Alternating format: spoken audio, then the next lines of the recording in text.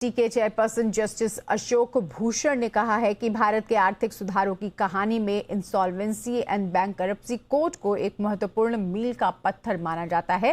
पिछले एक दशक में आईबीसी ने देश की दिवाला व्यवस्था की तस्वीर बदल दी है। आईबीसी लागू होने से पहले दिवाला और कर्ज वसूली से जुड़े मामले वर्षों तक लंबित रहते थे, लेकिन इस कानून ने बिखरी हुई व्यवस्था को एक समयबद्ध और संगठित ढांचे में बदलने का काम किया। Remain optimistic about the future of this institution. The foundations laid down over the last decade are strong. The commitment shown by every stakeholder here is a testimony to the vitality of this institution. With continued reform, institutional carelessness and collective efforts, the next decade can be one of greater maturity, greater efficiency and greater public trust. The NCLT and NCLT continues to grow in strength, wisdom and authority.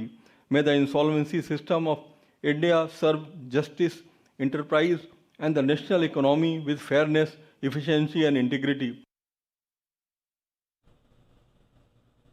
वहीं जम्मू और कश्मीर उच्च न्यायालय के पूर्व मुख्य न्यायाधीश justice M Kumar ने कहा है कि पिछले 10 सालों में आईबीसी ने लोन रिकवरी सिस्टम को मजबूत बनाने में अहम भूमिका निभाई है। उन्होंने और क्या कहा, आइए सुनते हैं। एनसीएलटी और आईबीसी पे बात करने के लिए हमारे साथ हैं फॉर्मर जम्मू एंड कश्मीर के chief justice M Kumar sir. Sir, पिछले 10 सालों में क्या बड़े बदलाव आपने आईबीसी और एनसीएलटी में देखे?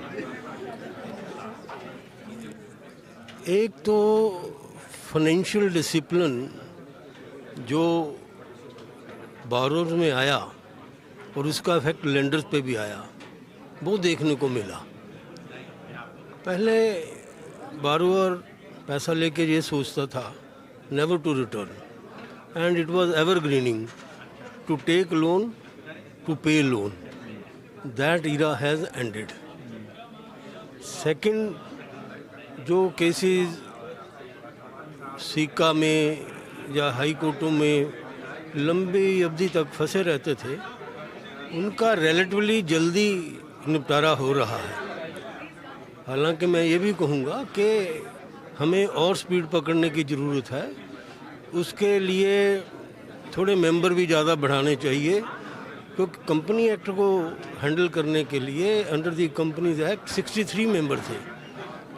6 महीने बाद ही 1 जून 2016 को एनसीएलटी आया, जिसमें कंपनी एक्ट की जुरिसडिक्शन थी। उसके बाद आईबीसी 1 दिसंबर 2016 को आ गया।